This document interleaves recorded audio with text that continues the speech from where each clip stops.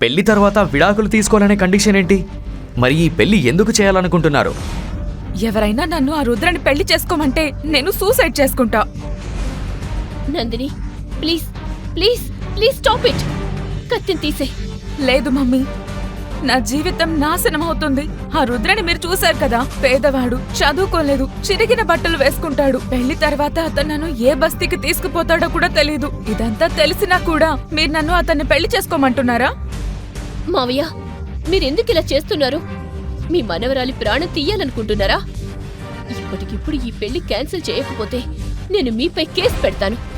సరే, అయితే నేను కూడా కేసు పెడతా నీపైన. నందిని తండ్రి చావుకు ముందు బయటపడిన నిజమేంటో గుర్తుంది కదా? ఆ నిజం మళ్ళీ బయటకు రాకూడదనుకుంటే ఈ పెళ్లికి నువ్వు ఒప్పుకో. నీ కూతుర్ను కూడా పెళ్లికి ఒప్పించు. ముసలాయనికి పిచ్చి పట్టిందా? 101 మంది అబ్బాయిల సంబంధాలొస్తే క్యాన్సిల్ చేశాడు. ఈ ముసలాయన తన మనవరాలి పెళ్లి చేయడనుకుంటా. 100 500 మంది అబ్బాయిల సంబంధాలైనా క్యాన్సిల్ చేస్తాడతను. ఈ ముసలాయన మామూలు ముసలాయన కాదు, దేశంలోని అత్యంత ధనవంతుడైన తాళ్ళూరు ఇండస్ట్రీ యజమాని ముఖేష్ తాళ్ళూరి. తన మనవరాలికి ఎవరినిచ్చి పెళ్లి చేస్తాడా అని ప్రపంచమంతా ఎదురు చూస్తోంది. మేడం గారు, ఈసారి నందిని పాప కోసం మీకు ఖచ్చితంగా నచ్చే సంబంధాలను తీసుకొచ్చాను. ముఖేష్ తాళ్ళూరి తన మనవరాలి కోసం పెద్ద పెద్ద సంబంధాల్ని కూడా తిరస్కరించడం చూసి అందరూ అసలు ఆయన ఎలాంటి వాడిని కోరుకుంటున్నారో తెలుసుకోవడానికి ఆసక్తిగా ఎదురుచూస్తున్నారు. మావయ్య, ఈ ఒక్కసారి చూడండి. నా మనవరాలి కోసం ఇలాంటి వాళ్ళని తీసుకొస్తారా? Get out! మావయ్య, మీరు నా కూతుర్ని జీవితాంతో పెళ్లి చేయకుండా కూర్చోబెడతారా? మంచి సంబంధాలు వస్తున్నాయి, ఎందుకు అందరినీ వద్దంటున్నారు? అసలు మీ ప్రాబ్లం ఏంటి? వీరిలో ఎవరూ మన నందినికి తగినవారు కాదు. నందినికి తగిన అబ్బాయి దొరికినప్పుడు ఆమె పెళ్లి చేస్తాను. తగినవారు కాదా? యష్ మల్హోత్రా ఇండస్ట్రీస్కి ఏకైక వారసుడు. అంతకు ముందు వచ్చిన అబ్బాయి వచ్చే నెలలో క్రికెట్ టీం కెప్టెన్ కాబోతున్నాడు. మరి అంతకు ముందు చూసిన అబ్బాయి ప్రైమ్ మినిస్టర్కి మేనల్లుడు.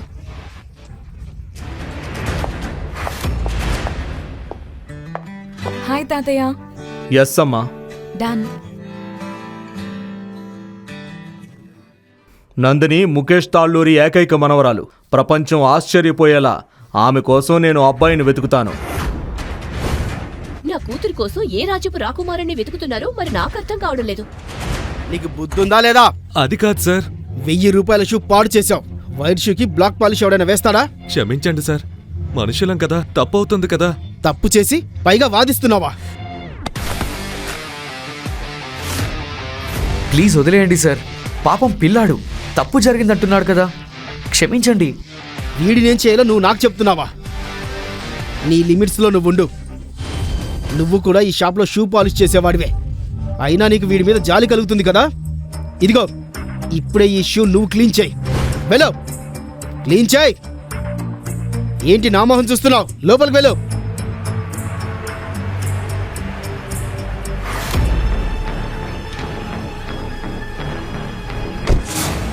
ముఖేష్ సార్, నేను ఏం హెల్ప్ చేయగలను మీకు? రుద్ర, నేను ముఖేష్ తాళ్ళూరి, నగరంలోనే అతిపెద్ద కన్స్ట్రక్షన్ కంపెనీ తాళ్ళూరి కన్స్ట్రక్షన్స్కి ఓనర్ని. ప్లీజ్ మీరు నా మనవరాలు నందిని పెళ్లి చేసుకోండి. సార్, మీరెందుకు ఇలా చేయాలనుకుంటున్నారు? మీ మనవరాలు నాలాంటి బూట్ పాలిష్ చేసేవాడిని ఎందుకు పెళ్లి చేసుకుంటుంది? అందరి ముందు నేను ఇదంతా చెప్పలేను. ప్లీజ్ నాతో రండి. రుద్ర, నువ్వెవరో నాకు తెలుసు. నువ్వు బూట్ పాలిష్ చేసేవాడిలా ఎందుకుంటున్నావో కూడా తెలుసు. ఏంటి? కానీ మీకు ఇదంతా... మిగిలిందంతా ఇందులో రాసుంది.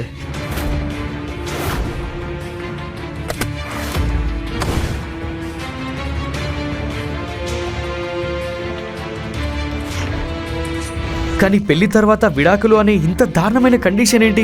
మీరు పెళ్లి ఎందుకు చేయాలనుకుంటున్నారు? మీకు నా గురించి ఎలా తెలుసు? పెళ్ళైన తర్వాత నీకు అంతా తెలుస్తుంది. తన సీక్రెట్ బయటపడకుండా ఉండడానికి రుద్ర ఈ పెళ్లికి ఒప్పుకోక తప్పలేదు. ముఖేష్ తాళ్ళూరి నందిని తల్లి రాజేశ్వరికి ఈ పెళ్లి గురించి చెప్పగానే తాళ్ళూరి మ్యాన్షన్లో గొడవ మొదలైంది. మనం కోట్లకు వారసులు. అలాంటిది మీరు మీ మనవరాలకి ఒక బూట్ పాలిష్ చేసేవాడితో పెళ్లి సంబంధం మాట్లాడొచ్చారు. బాగా ఆలోచించే నేను ఈ పని చేస్తున్నాను. నందిని పెళ్లి ఆ బూట్ పాలిష్ చేసే రుద్రతోనే జరిగి తీరుతుంది. ఈ పెళ్లి జరగడం చాలా అవసరం. ఈ పెళ్లి తర్వాత నందిని జీవితం రాత్రికి రాత్రే మారిపోతుంది. మారడం కాదు, నాశనం నాశనం అవుతుంది. మీకెందుకు అర్థం కావడం లేదు మావయ్య? సరే, మీరు ఏం చేయలేకపోతే నేను అత్తయ్యతో మాట్లాడతాను. అత్తయ్య, అత్తయ్య చూడండి మావయ్య ఏం మాట్లాడుతున్నారో. ప్లీజ్ ఆయనకి అర్థమయ్యేలా చెప్పండి. వీరిద్దరి పెళ్లి జరగడం చాలా అవసరం. నేను స్వయంగా వెళ్ళి వీళ్ళిద్దరి జాతకాలను పండితుడికి చూపించాను.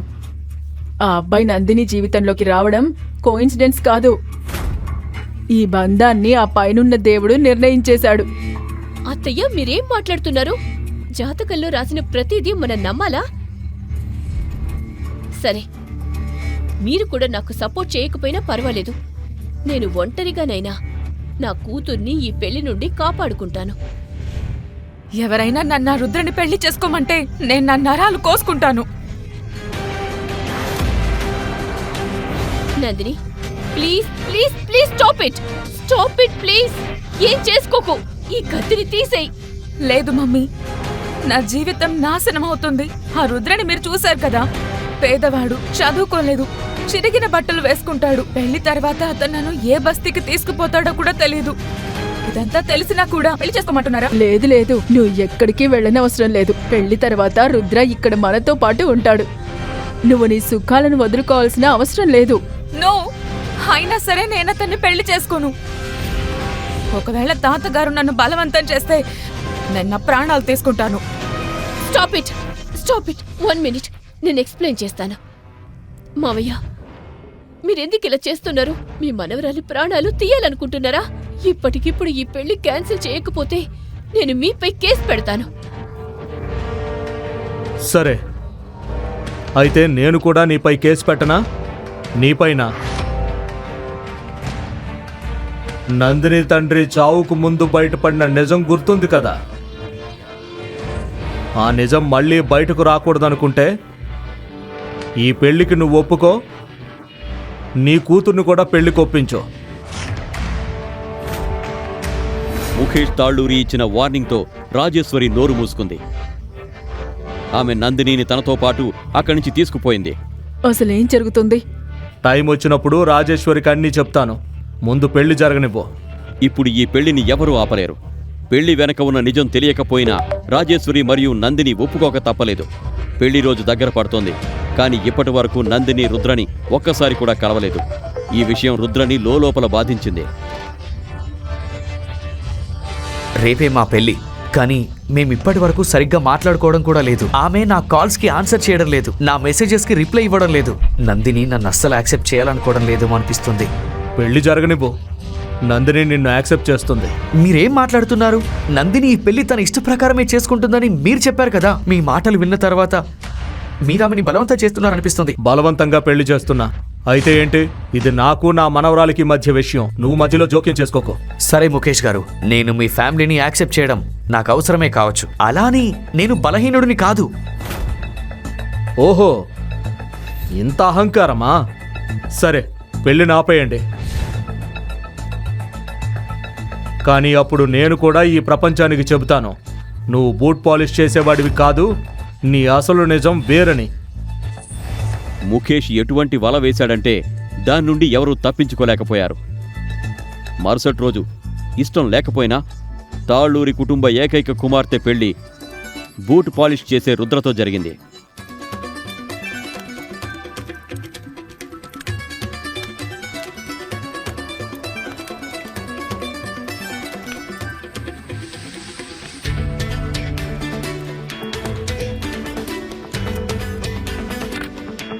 ఇప్పుడు చెప్పండి, మీరెందుకు మమ్మల్ని ఈ బంధంలో కట్టిపడేశారు? నా జీవితాన్ని నాశనం చేయడంతో మీకేం దక్కిందో చెప్పండి.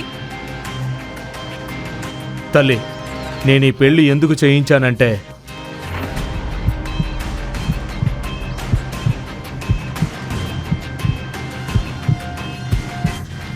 తాతయ్య ఏమైంది? తాతయ్య తాతయ్య ఏమైంది? రుద్ర రుద్ర ఏదన్నా చేయండి. ఏమవుతోంది? లేవండి తాతయ్య, ప్లీజ్ లేవండి. నందిని, మీ తాతగారు ఇక లేరు. కానీ తాతగారు చనిపోయిన మరుసటి రోజు నుండే రుద్రకి అసలైన కష్టాలు మొదలయ్యాయి. నందిని మరియు ఆమె తల్లి ప్రతిరోజు అతన్ని అవమానించేవారు. రుద్రతో అప్పుడప్పుడు గిన్నెలు కడిగించేవారు, అలాగే ఇంటిని శుభ్రం చేయించేవారు. ఒకరోజు నందిని కాలేజ్ ఫ్రెండ్ రేష్మా ఇంటికొచ్చింది. ఇంట్లో కొత్త పనివాడిని పెట్టుకుంటున్నావా? నేను పనివాడిని కాదు, నందిని భర్తని. ఏంటి? నందిని భర్త? నువ్వు సీక్రెట్ గా ఇంటి పనివాడిని పెళ్లి చేసుకున్నావా నందిని? Very funny. నా దురదృష్టాన్ని చూసి నవ్వడం ఆపేయ్. నువ్వు ఇతనికి డైవోర్స్ ఎందుకు ఇవ్వట్లేదు? తాతయ్య అలాంటి కండిషన్ పెట్టారు. నేను అతనికి డైవోర్స్ ఇవ్వలేను. వదిలే. ఈ దరిద్రుడు వచ్చినప్పటి నుండి తాతగారు లేరు. కంపెనీ పరిస్థితి చాలా దారుణంగా తయారైంది. ఏం చెప్పను? నీకు తెలుసా, నాకు అర్జెంట్ గా 5 కోట్లు అవసరం. అరే, నువ్వు కిషోర్ తో ఎందుకు మాట్లాడకూడదు? మన కాలేజ్ ఫ్రెండ్. అతను ఇప్పుడు అగ్రజ ఇండస్ట్రీస్ కి ఓనర్ కూడా. కాలేజ్ టైం నుంచి తను నీపై రైట్. కిషోర్ గతంలో కూడా చిన్న చిన్న విషయాల్లో నందినికి హెల్ప్ చేశాడు. వీటన్నింటి వెనక కిషోర్ తనను ఫ్లర్ట్ చేస్తున్నాడని, ఆమెను రాంగ్ వేలో చూస్తున్నాడని నందినికి తెలుసు. కానీ ఆమె ఈ విషయాలన్నింటినీ పట్టించుకోకుండా అతని నుండి హెల్ప్ తీసుకునేది. ఎందుకంటే ఆమె తన కెరీర్లో ముందుకు సాగాలనుకుంది. నందిని కిషోర్తో మీటింగ్ని ఫిక్స్ చేసినప్పుడు రుద్ర ఆమెను కారులో ఆఫీస్కి తీసుకొచ్చాడు. హలో నందిని,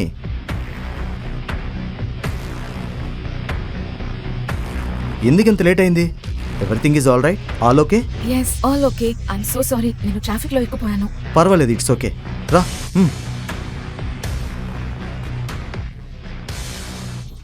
ఇతనెవరు? నీ డ్రైవరా? నేను నందిని భర్త రుద్ర. ఓ, హస్బెండా? Husband?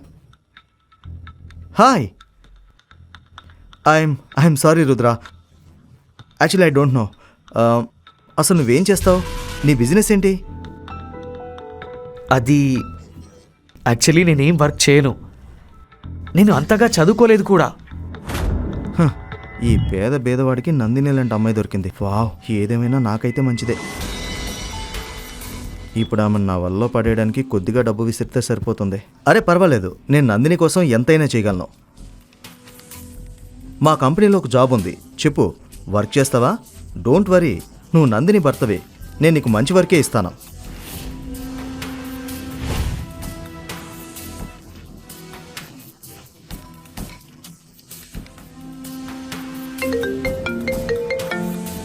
Oh shit, I'm so sorry Nandini. నాకు ఒక అర్జెంట్ మీటింగ్ ఉంది, నేను వెళ్ళాలి. నేను నిన్ను రేపు కలుస్తాను. షూర్.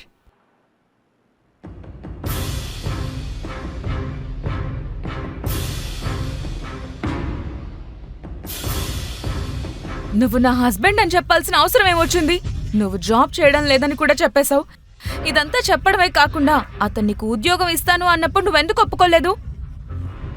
నేను నిన్ను ఇలా ఎంతకాలం కూర్చోబెట్టి పోషించాలి? నందిని, నాకు కిషోర్ ఇంటెన్షన్ కరెక్ట్గా లేదనిపిస్తుంది.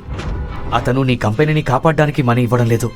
అతను నీకు మనీ ఎందుకు ఇస్తున్నాడంటే నీపై అతని కన్ను పడింది. షటప్. ఒక కంపెనీ నడపాలంటే ఏం చేయాలో నీకు తెలుసా? ఇలాంటి పనికి మాలిన సాకులు చెప్పకు నువ్వు.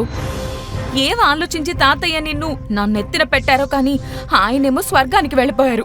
నందిని చూడు, అలా కాదు. చూడు, నాకు 5 కోట్లు కావాలి. అవి దొరకకపోతే నేను నీలాగా అంట్లు తోమాల్సి వస్తుంది. అది నేను చేయలేను. కాబట్టి నువ్వు కిషోర్ ఇచ్చే జాబ్ ఆఫర్ను యాక్సెప్ట్ చేయడం మంచిది. నీకు తెలుసా, తాతయ్య కండిషన్ లేకపోతే నేనెప్పుడో నీకు డైవోర్స్ ఇచ్చేసి ఉండేదాన్ని. సరే నందిని, నేను ఈ ఆఫర్ యాక్సెప్ట్ చేస్తాను. ఈ జాబ్ చేస్తాను. గుడ్. ఇది విని నందిని సంతోషించింది. అలాగే ఆమె వెంటనే కిషోర్కి కాల్ చేసి రుద్ర నిర్ణయం చెప్పింది. సరే, రేపు అతను ఆఫీస్కి తీసుకురా ఇంటర్వ్యూ కోసం. Okay, bye bye. ఏంటి సార్, పేదోడైన నందిని హస్బెండ్కి మీ కంపెనీలో జాబ్ ఇస్తారా? మన కంపెనీ పరువు ఏమైపోతుంది? నువ్వేమనుకుంటున్నావు? రోడ్డుపై పోయే ప్రతి వాడిని నా కంపెనీలో పెట్టుకుంటాను అనుకుంటున్నావా? ఈ కంపెనీ ఏమైనా ధర్మశాల? అయినా మన కంపెనీలో టాయిలెట్లు క్లీన్ చేయడానికి ఎవరో ఒకరు కావాలి కదా. అర్థమైంది సార్.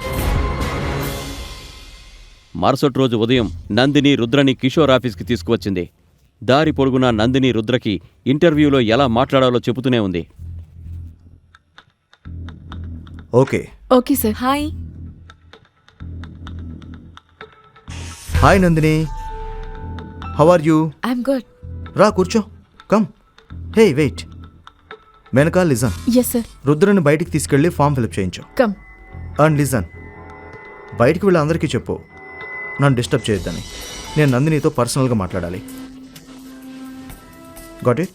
ఇదంతా చూసి రుద్రకి చిరాకొచ్చింది. కానీ నందినిని చూసి అతను సైలెంట్గా ఉండిపోయాడు.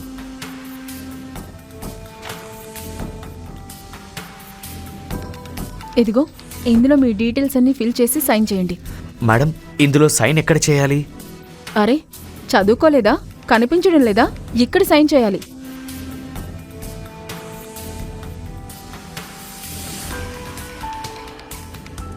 రుద్ర ఫామ్లో తన డీటెయిల్స్ నింపుతుండగా వెంటనే మేనేజర్ పరిగెత్తుకుంటూ కిషోర్ క్యాబిన్కి వెళ్ళాడు. కిషోర్ సార్, దినేష్ సార్ వచ్చారు.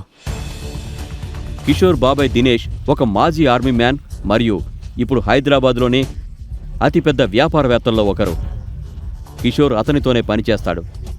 అతని డబ్బులతోనే కిషోర్ ఎంజాయ్ చేసేది. నందిని, మనం వెళ్ళాలి, పద.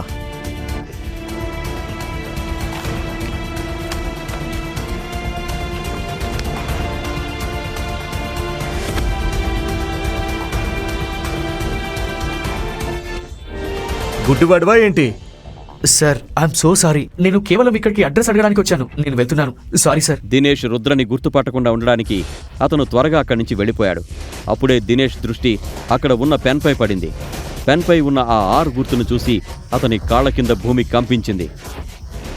ఈ పెన్, ఇది అతని పెన్నా?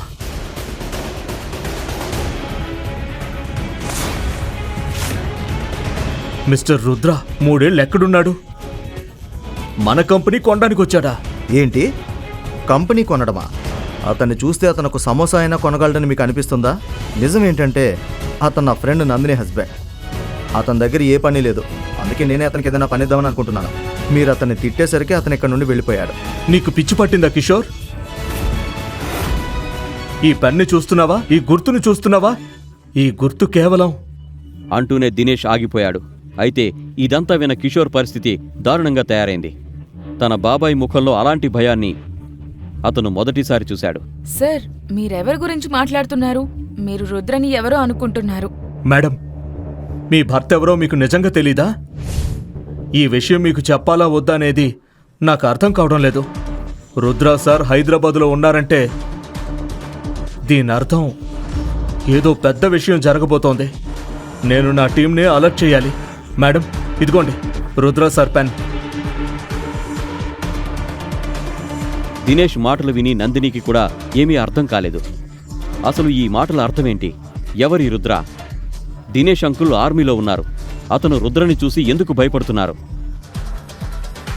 నందిని భయపడుతూ ఇంటికొచ్చి కోపంతో ఇలా అంది. రుద్ర, ఎవరు నువ్వు? నేను నీ భర్తని, రుద్రతేజ. నీ వాగుడు ఆపు. ఈ పెన్ మరియు దానిపై ఉన్న ఈ గుర్తు, దీని అర్థం ఏంటి? నువ్వు అక్కడి నుండి వచ్చేసిన తర్వాత ఈ పెన్ మరియు ఈ గుర్తును చూసి దినేష్ అంకుల్కి చెమటలు పట్టాయి. ఎవరు నువ్వు? చెప్పు నాకు. ఈ పెన్ నాకు ఆ బూట్ పాలిష్ బ్రాండ్ని ఉద్దేశిస్తూ కిట్తో పాటు ఫ్రీగా వచ్చింది. నేను దీన్ని యూజ్ చేయడం కూడా ఈ రోజే ఫస్ట్ టైం. దినేష్ గారు ఈ పెన్ పైన ఉన్న గుర్తుని వేరే ఏమైనా అనుకుని ఉండొచ్చు. లేదంటే నువ్వే చెప్పు నందిని, ఒకవేళ ఈ పెన్ అంత ముఖ్యమైనదైతే నేను దాన్ని అక్కడ వదిలొచ్చేవాణ్ణి. అప్పుడే నందినికి ఎవరి దగ్గర నుండో ఫోన్ వచ్చింది. ఆమె అక్కడి నుంచి వెళ్ళిపోయింది. మరుసటి రోజు సాయంత్రం నందిని కాలేజ్ రీయూనియన్ పార్టీ ఉంది. హే హే నందిని, నువ్వు చాలా అందంగా ఉన్నావు. కానీ అంత తొందర ఏంటి? నువ్వు జ్యువెలరీ వేసుకోవడం కూడా మర్చిపోయావా? అయ్యో సారీ, నేను మర్చిపోయాను. నీ హస్బెండ్ నీకు చెప్పులు కూడా కొనివ్వలేడు. సరే చూడు, నా హస్బెండ్ నిన్న రాత్రే నాకు 3 కోట్ల నెక్లెస్ గిఫ్ట్ గా ఇచ్చాడు. బాగుంది కదా? గత కొన్ని రోజులుగా ఆమె కంపెనీ భారీ నష్టాల్లో నడుస్తోంది. ఆమె ఒక ఇన్వెస్టర్ కోసం వెతుకుతోంది. ఈ పార్టీకి ఆమె కాలేజ్ క్లాస్మేట్ అర్జున్ కూడా వచ్చాడు. అతను కాలేజ్ టైంలో ఆమెకు లైన్ వేసేవాడు. ఆమె అర్జున్ ద్వారా కంపెనీలో పెట్టుబడులు రాబట్టుకోవాలనుకుంది. హాయ్ అర్జున్. అప్పుడే ఆమె భర్త రుద్ర ఫ్లవర్ బుకే పట్టుకుని అక్కడికి వచ్చాడు. లోపల క్లబ్ గందరగోళంలో రుద్ర కళ్ళు నందిని కోసం వెతుకుతున్నాయి. ఒక మూలన వైన్ తాగుతూ కనిపించిన నందినిని చూసి వెంటనే పరిగెత్తుకుంటూ ఆమె దగ్గరికి వెళ్ళాడు. నందిని అతన్ని చూడగానే కోపంతో ఊగిపోయింది. నువ్వు ఇక్కడేం చేస్తున్నావు? ఈ పిచ్చి డ్రెస్ వేసుకుని వచ్చావేంటి? చెప్పులు వేసుకుని ఇక్కడికి వచ్చావా? హోటల్ వాళ్ళు నిన్ను లోపలికి ఎలా రానిచ్చారు? లేదు లేదు, నువ్వు ఆఫీస్కి వెళ్ళేటప్పుడు ఫోన్ మర్చిపోయావు. నేను దాన్ని తిరిగి ఇవ్వడానికి వచ్చాను. మరి ఈ బొకే ఏంటి? నువ్వు మర్చిపోయావేమో, ఈరోజు మన పెళ్లి రోజు. అందుకే ఈరోజు నేను నీకు నా గురించి కొన్ని విషయాలు చెప్పడానికి వచ్చాను.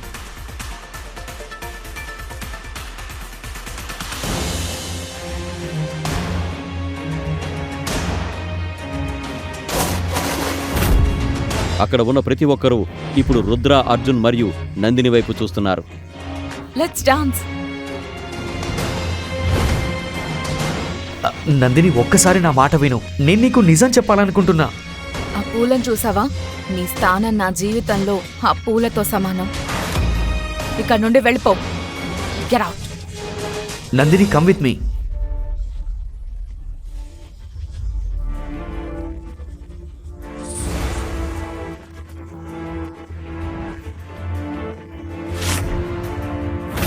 అర్జున్, నువ్వు నాకు హెల్ప్ చేస్తావా?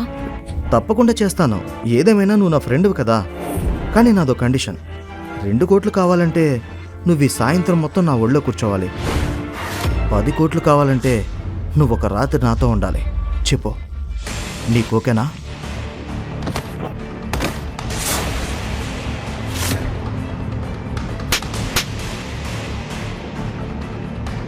ఫూల్, నువ్వేం చేసావు? నీకు పిచ్చి పట్టిందా ఏంటి? పాపం, ఇతను నాకు హెల్ప్ చేస్తున్నాడు. ఇప్పుడే అతనికి సారీ చెప్పు. సారీ చెప్పు. సారీ, నా చెప్పు కూడా అతనికి క్షమాపణ చెప్పదు. నందిని, నువ్వు నాతో రా. ఇక్కడ రుద్రతేజ ఎవరు?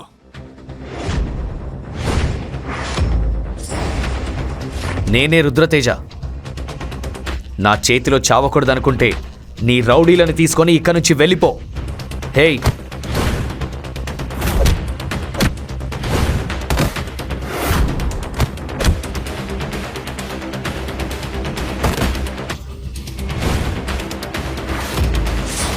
పిల్లల ఆట ఆపి ఒక్కొక్కరు కాకుండా అందరు రండి.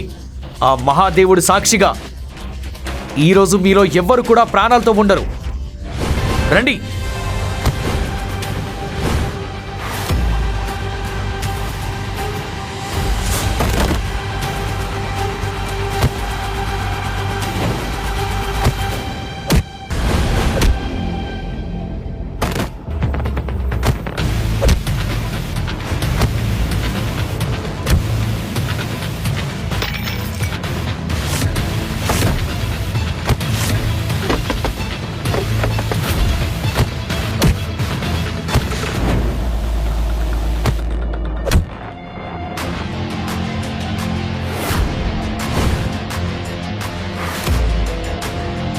Head shot. నువ్వు పంపిన వాళ్ళేంటి ఇలా ఉన్నారు? అందరూ పడిపోయారు. ఏంటి? వాళ్ళంతా చాలా డేంజరస్ రౌడీలు. నేనే స్వయంగా అక్కడికి వస్తాను. ఏంటి? Head shot? బాప్రే, అతను అండర్ వరల్డ్ లో అతిపెద్ద గూండా. అతని కన్ను ఎవరిపైన పడితే వారి రోజులు ముగిసినట్లే. నువ్వు కొద్దిసేపు వెయిట్ చేయి, నీ మృత్యు వస్తోంది. కొద్దిసేపట్లోనే 10 కార్లతో క్యాన్వాయ్ పార్టీ బయట ఆగింది. లోపల ఉన్న జనాల శ్వాస ఆగిపోయినట్లయింది.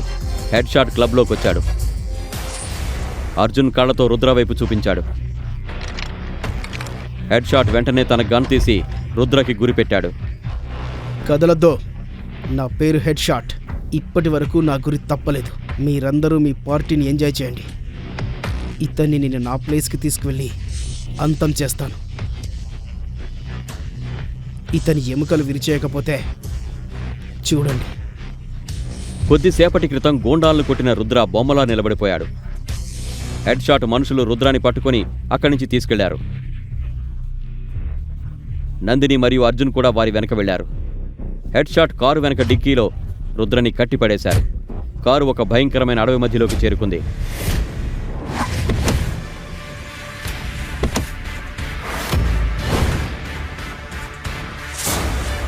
వారు డిక్కీ తెరవగానే అందరి ముఖాలు మారిపోయాయి. రుద్ర అక్కడి నుంచి తప్పించుకున్నాడు.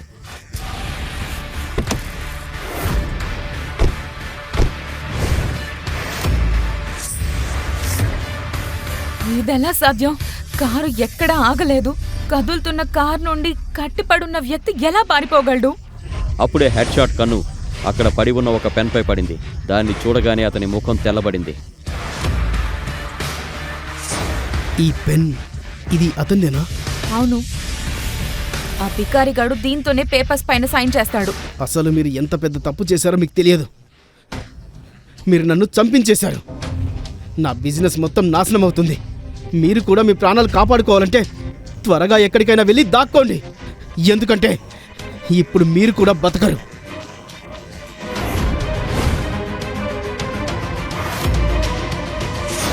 తర్వాత కథ తెలుసుకోవడానికి తదుపరి ఎపిసోడ్ను పాకెట్ ఎఫ్ఎం యూట్యూబ్ ఛానల్లో మాత్రమే చూడండి. మరియు రుద్ర ది డిస్ట్రాయర్ అన్ని ఎపిసోడ్లు వినడానికి కిందిచ్చిన లింక్ పై క్లిక్ చేసి పాకెట్ ఎఫ్ఎం యాప్ని డౌన్లోడ్ చేసుకోండి.